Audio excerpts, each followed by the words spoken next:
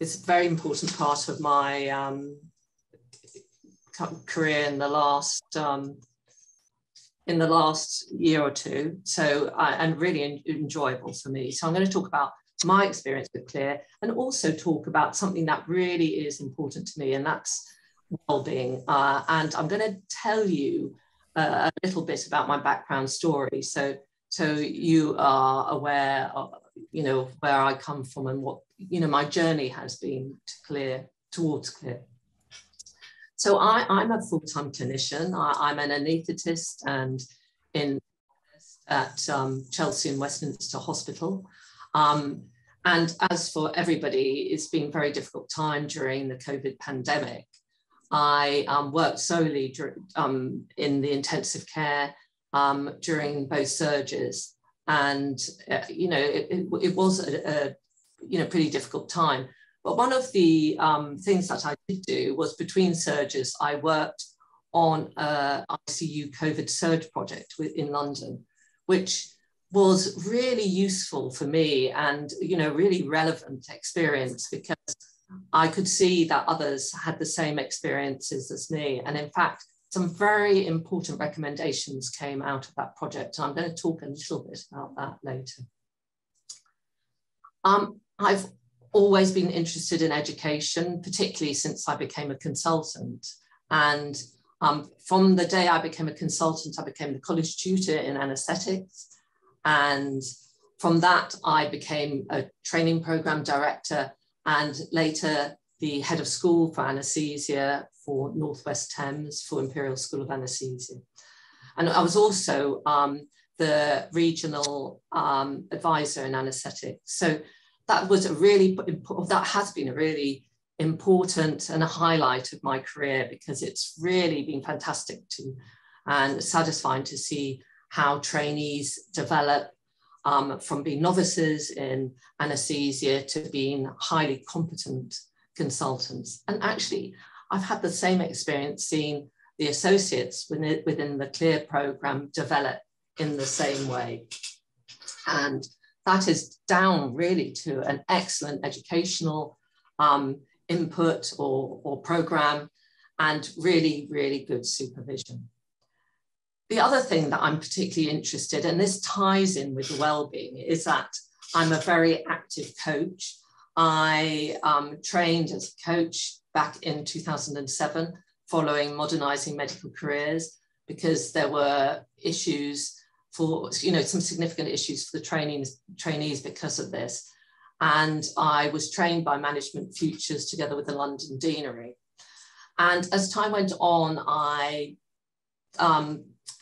completed the Institute of Leadership and Management Level 7 award in coaching and leadership.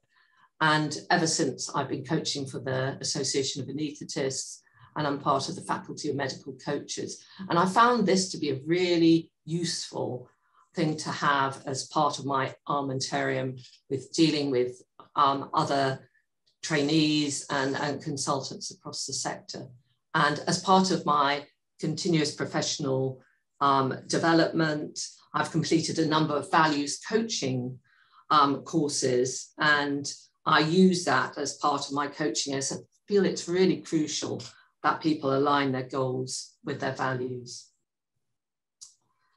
So I also in the last year become the Wellbeing Lead for Clear. Again, very, very important to me. And this is, I will talk a little bit towards the end, and this is work in progress. Now, I have worked with Clear since 2019. Firstly, as a senior clinician involved in an ED project at North Middlesex University Hospital. And last year, as I mentioned before, I was involved in a COVID surge project at the Royal Free, and we'll talk a little bit about both and some of the things that we found and some of the recommendations that came as part of those projects. The first Clear project I was involved in, I was a senior clinician, which was in an ED project at North Middlesex. Up until then, I had very little experience in transformation work, but was able to support the two junior clinicians who do happen to be anaesthetists too, in their work, often discussing ideas and supporting them at meetings. We were mentored by Shruti Dolekia, who's one of the CLEAR team, who was incredibly able and actually was key to pushing and driving the project along. So North Middlesex Hospital, I'll tell you a little bit about it. It's an acute trust based in North London, which serves a population of about 500,000. And they have attendances to their ED of about 500 people a day. So it's a very busy department. And there's rising annual attendances, definitely in 2019, and I haven't got the latest because obviously it's affected by COVID, of about 5%. That department was really engaged in improving the performance of their department and had signed up to a number of important initiatives. And they had recently developed a new model of care and their estates, which was primarily for processing patients who had arrived by ambulance, which was focusing on early initiation of treatment whilst maintaining patient mobility. The CLEAR team analysed 4 years, they did some clinical engagement and then analysed 4 years of data so that they could come up whilst talking with the teams in the emergency department and all the multiple disciplines that use the department, and then identified a number of challenges. So what they did find was that the self-presenting adults was about 3/4 of the emergency department workload. And over 2/3 waited longer than the recommended national target for initial assessment. So there was obviously an issue with streaming, and that was something that we needed to focus on to come out with recommendations. A large number too arrived by ambulance, with 40% of these attendances by those over 65 years of age. And those over 65 years of age had high admission rates. They spent longer in the department, and they contributed to the congestion there because it was difficult to move them along. These insights were shared with the department to clarify and refine these issues. And the process informed recommendations, which were validated by discussions with the clinical and managerial leads to ensure they were operationally deliverable. And so what were the recommendations? They were that we needed a new initial assessment model of care to improve the process for self-presenting adults. Because up until then, like in a number of A&Es, people are seen at reception and then kind of streamed or triaged at that point. And we needed something we felt a bit more robust than that. Also, creation of an elderly care assessment unit staffed by a multidisciplinary frailty team, which actively pulled the frailty patients or the frail patients for assessment and treatment. And then adjustment of the nursing shift patterns to align with departmental activity so that the workforce could match workload. So which again was, extremely important. So when I had last contact, they were continuing to move forward with their hot fill project, which was incorporating the new frailty unit within their department, and starting with some other ideas which were brought out at that time. But unfortunately, our second project was curtailed by COVID, because in fact, our presentation of the first project was just at the beginning of March, which was just as things were kicking off. So the second project, which I was involved with, which I said was really, really relevant for me, was the COVID surge project in London. And, unfortunately, again, a little bit cut short by the second COVID surge, but some very important recommendations did come out of it. And between surgeries, we were working collaboratively with 4 London trusts, and I was involved with a project which was based at the Royal Free Hospital. And what was identified were 10 quick wins, which were shared with colleagues across the NHS. And this was in response to the experience and reflections of the staff in the first wave. And although they seemed pretty straightforward and common sense, actually the evidence was that they improved communication, staff well-being, and patient care. And these things do not solve the problems of surge, but actually they were really informative. And these were the things that one would have liked to have known at the beginning of the surge. And one of the things that was that I found particularly stressful was that, these are the things we had to develop as the whole pandemic was kicking off. And actually to have these things in place, as you go into surge is incredibly useful because it takes away a lot of that pressure. And, it will really help trust department, if there's another surge, I hope because of the vaccination program that's not going to be so significant. But, at some point there's likely to be, another pandemic of whatever type. So what about these recommendations? They are easily implemented. And there's, first of all, a simple checklist that can be discussed in multidisciplinary planning and meetings. And, this is a summary. I'm going to just quickly go through them in slightly more detail and pick up things that were particularly relevant and important for me. So one of the things is to make sure that everybody is informed about what's happening, and making it easier to access the unit. So it's all about being inclusive, and having regular forums for highlighting issues and concerns, because often things, and I found this, happened at 2 and 3 in the morning, and you were dealing with a new problem that actually you could take away, sort out during the daytime, and then take it to the others so that they know how to deal with something similarly happening in the future. So really important to have forums where you can bring up things that maybe have happened out of hours.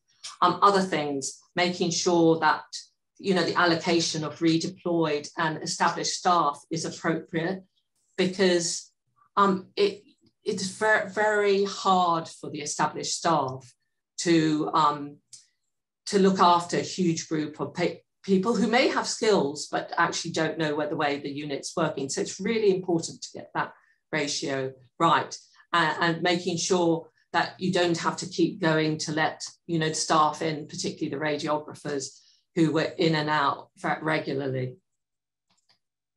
So important about fast and timely communications, making sure it's up to date, making sure there's consistent updates, via Teams, and making sure that, they're accurate contact lists.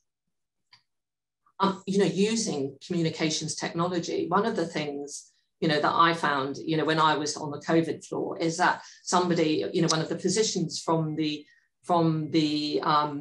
COVID wards would want to discuss with me patients who they thought might want to come into the unit.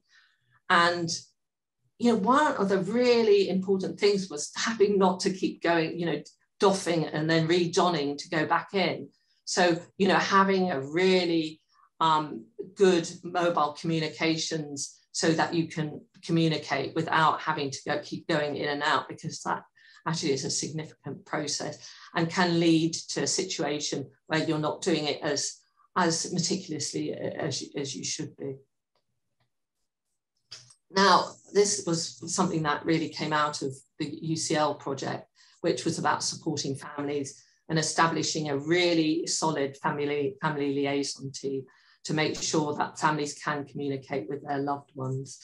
And one of the things that you can do is use the shielding staff to support this, or people that perhaps their workload is decreased because of COVID. So we had at Chelsea and Westminster varying different people taking part in this, whether you know, different nurses, doctors, you know, different healthcare workers to do that. And in fact, it was, you know, absolutely fantastic. It took a lot of the pressure off of us. And having a dedicated phone line, you know, and latterly we were able to facilitate video calls because we were given some iPads. So, you know, we were able to do that. And then obviously supporting visits at the end of life was extremely important. Making sure that people know there's support for wellbeing. One of the things that one of the healthcare assistants said, they knew about wellbeing, but they didn't realize that that was for them too. So we must make sure that everybody, you know, knows that this is for all of us. And we must, you know, check in on people, make sure they're okay. And, you know, we were getting staff, you know, redeployed from all over, and it's really important to link in with them and making sure, you know, that they, you know, that they take up the initiatives that encourage, you know, good physical and psychological health to, you know, improve performance, both in the short and long term. Same thing about, you know, there are barriers when you're wearing PPE, and there's things you can do, and, you know, trying to get people to meet prior to going into PPE so that they recognize the person, but having pictures on your front so that they know who you are. All of these things are really important. Increasing access to support, making sure, you know, there's a medical presence, you know, we stagger breaks, and then thinking about who can support some of the tasks as well with proning and, you know, doing blood gases. So all of these things are extremely important. And one of the things that was brought up is that, you know, people weren't paid promptly for overtime, and that, you know, is really important for people's well-being, is to make sure, you know, they're paid appropriately on time.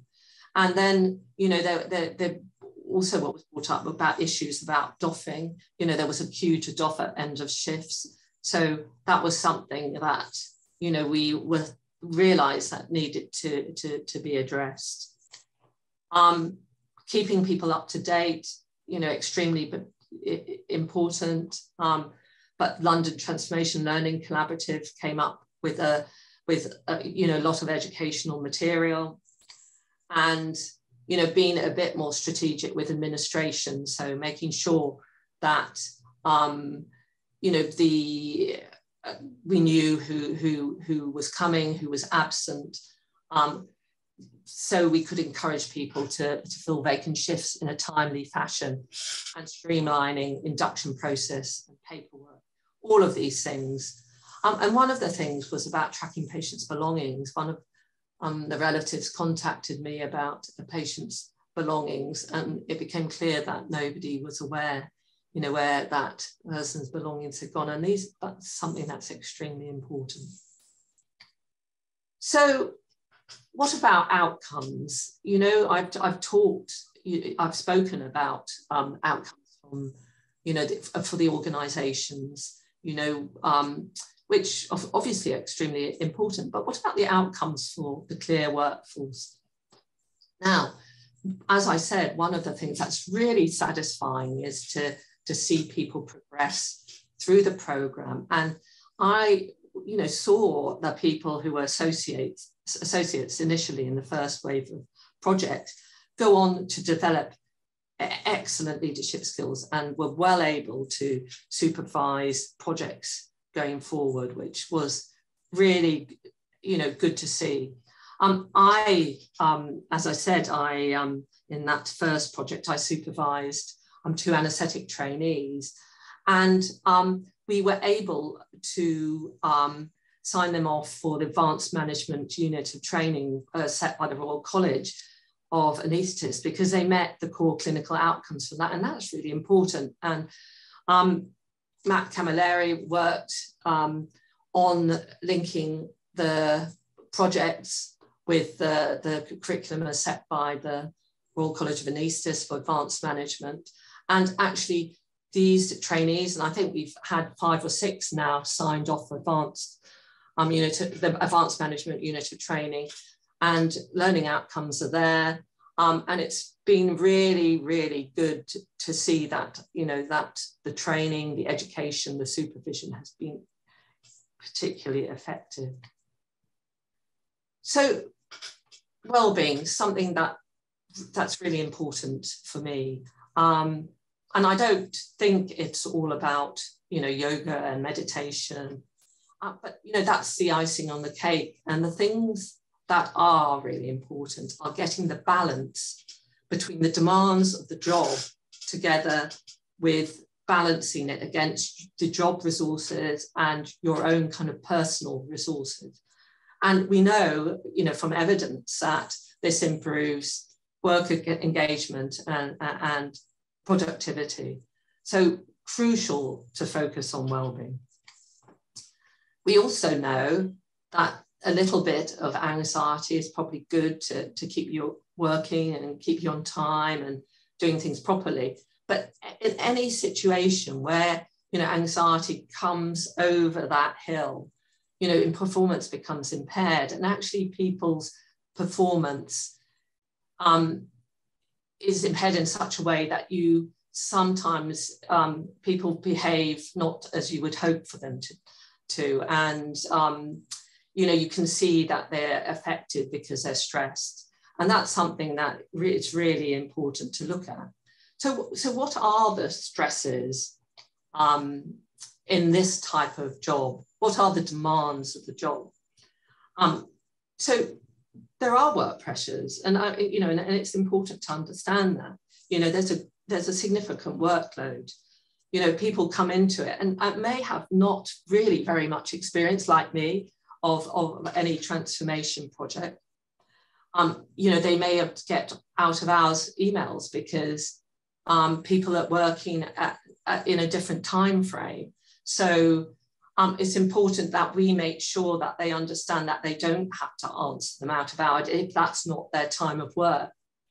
There's also a new language to understand. And I remember, clearly at the beginning, not understanding that, what's BI, that's business intelligence. I wasn't aware that's what it meant. Sometimes the deadlines are short, so there's always pressure. And then the work environment is very important about making sure, that, if people working from home, that they have the appropriate environment to work in it, whether that's about making sure that they have, appropriate access to the right facilities.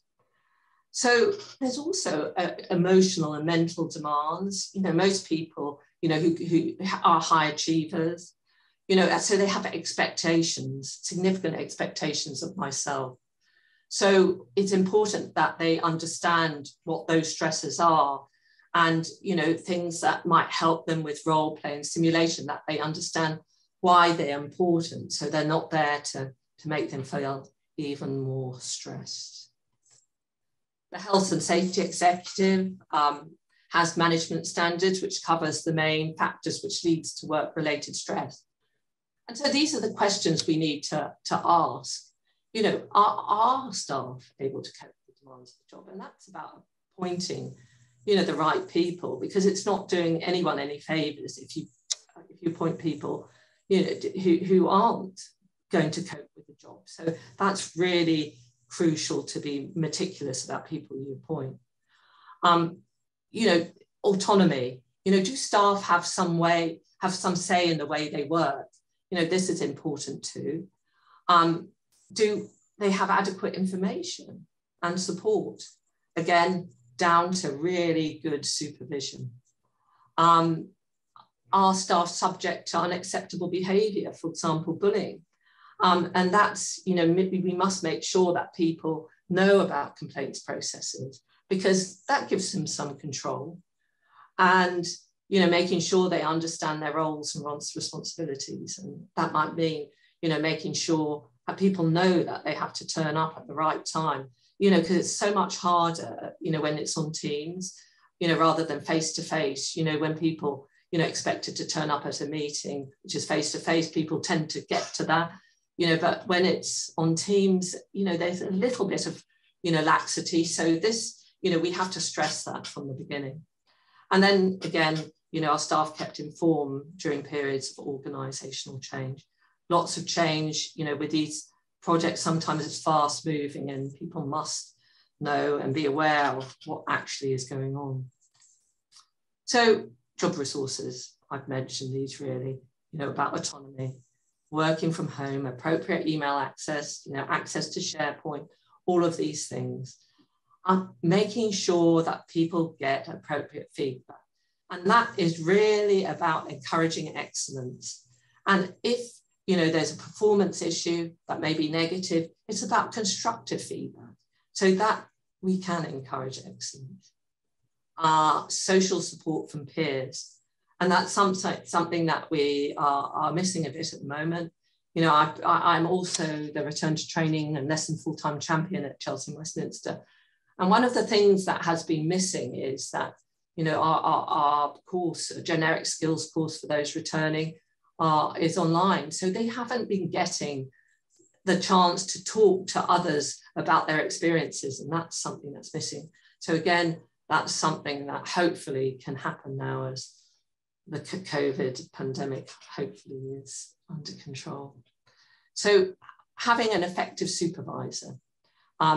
An effective supervisor is one who's interested in their supervisee, and that is making time for them and not missing appointments and, making sure you make things as easy for them as possible. Good communication pathways, making sure that terms of employment are right, people are paid appropriately and on time, and then being aware of an effective complaints process. And personal resources, health, mental health, signposting resources. There's lots of things out there for people to support them, but we just have to make sure that people are aware that it's for them. Resilience, things that would be really good to do, making sure that we train up for communication skills. What I really would like to introduce is values coaching, which I've been trained to do and which I use in my coaching role. Conflict management, dealing with conflict, networking, I think is incredibly important. Seeking advice and feedback, developing strengths, continuous professional development, and, helping people with their work-life balance. And then, encouraging self-esteem, because most people perform really well, and making sure they know that is really important. So, in summary, the truth is I feel privileged, to have been part of CLEAR. I've really enjoyed the time, I've worked with CLEAR, and I really, at this point, thank John Jeans for, including me in the programme. As far as the projects I've been involved in, the programme has been incredibly effective in enabling transformation. It has educated and supported the associates to develop leadership and analytical skills, and that has been really satisfying. And finally, I think wellbeing is crucial for workforce engagement and productivity. Thank you. Any questions?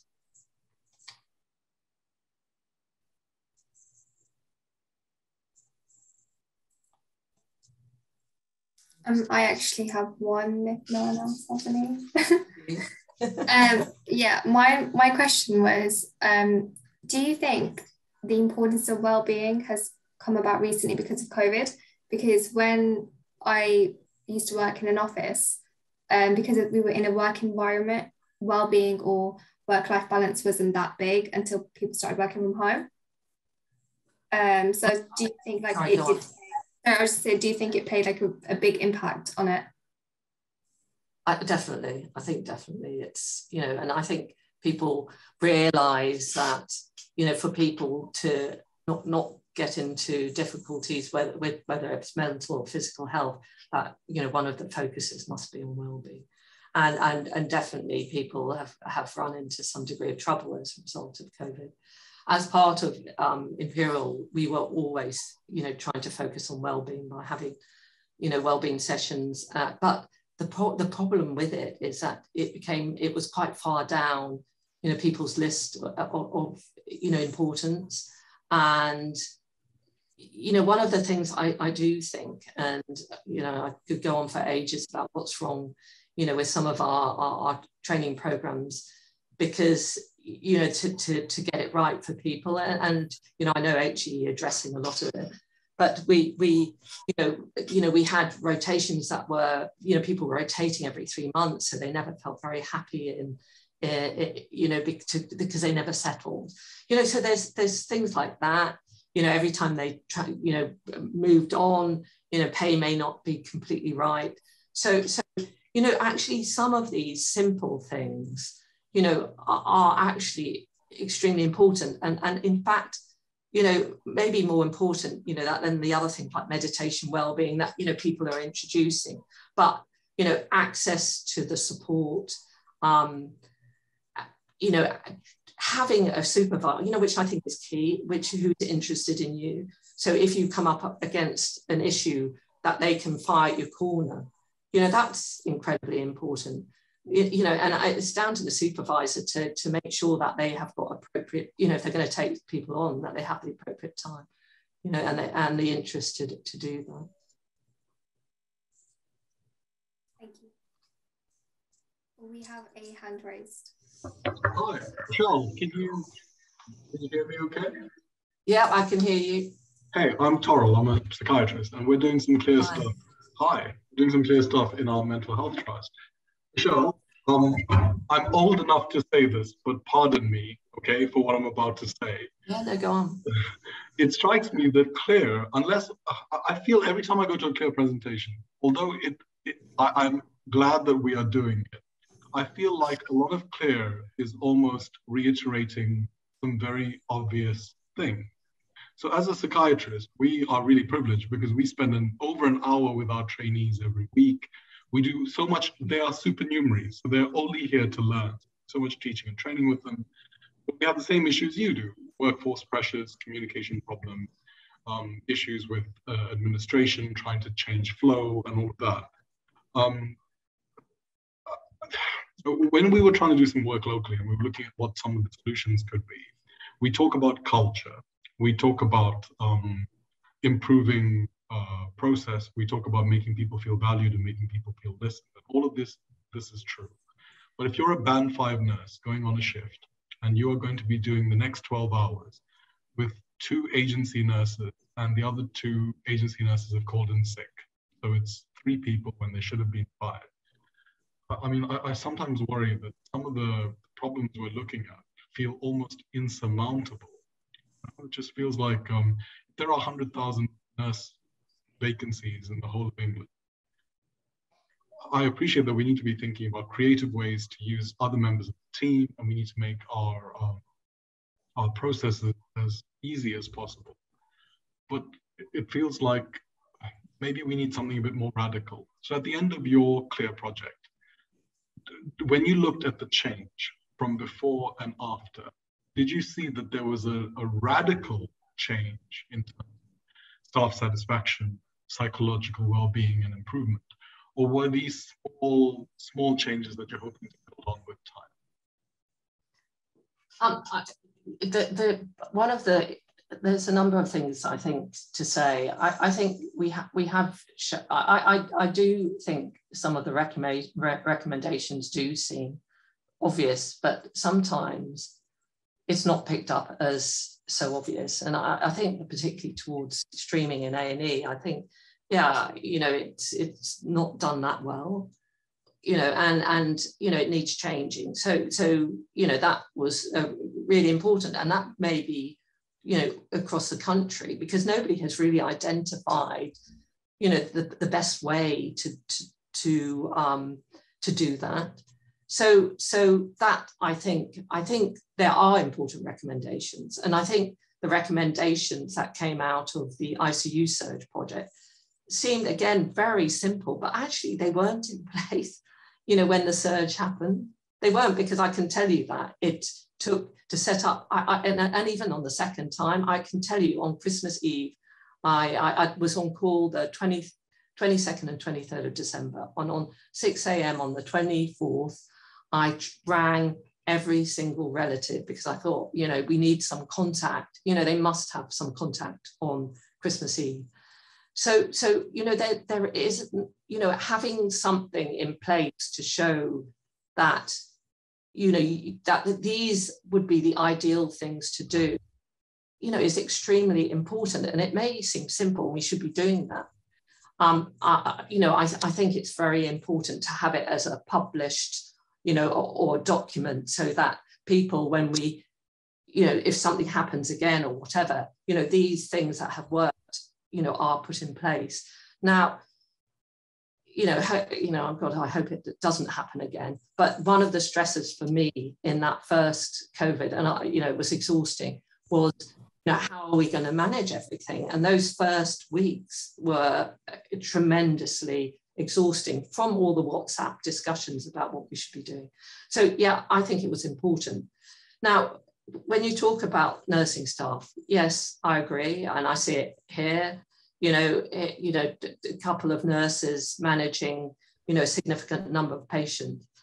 But you know, this is work in progress. You know, we have to identify what we think, you know, our standards. You know, like the health and safety executive. You know, we have to identify standards that we would like to work to try and put, you know, these things in place. Because, you know, if we say there's no chance we're ever going to fix that, you know, we're not going to get anywhere. So let's try and put in place what we want, and then work together to try and change things. And I think that's what CLEAR is all about. You know, could I be a little bit more specific about what I meant? Yes, go on. Yeah. So from one of your very early slides in your presentation, you mentioned that so when you started going over the 11 quick wins, and the very first slide was around how it was about coming up with a new admission, but also coming up with a new place to assess elderly people. Yes. Right. So as a CCIO, so I'm very into digital health.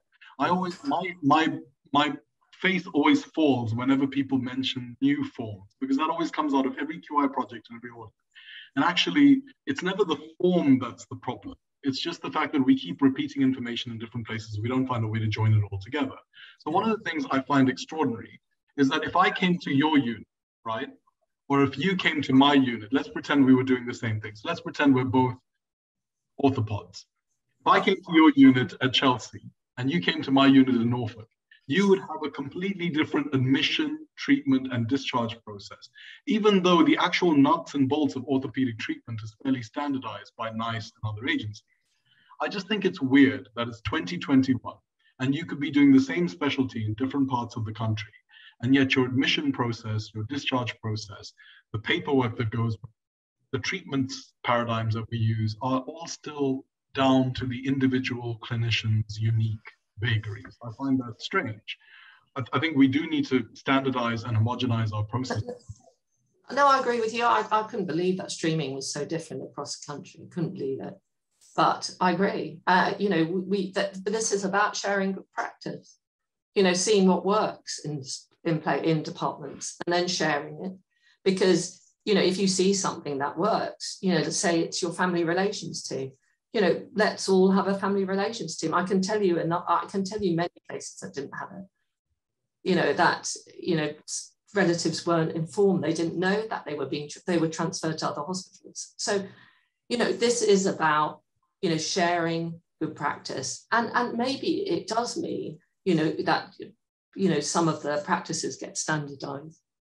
And I hope it does. I hope it does. Thank you. From your lips to God's ears, I hope it does too.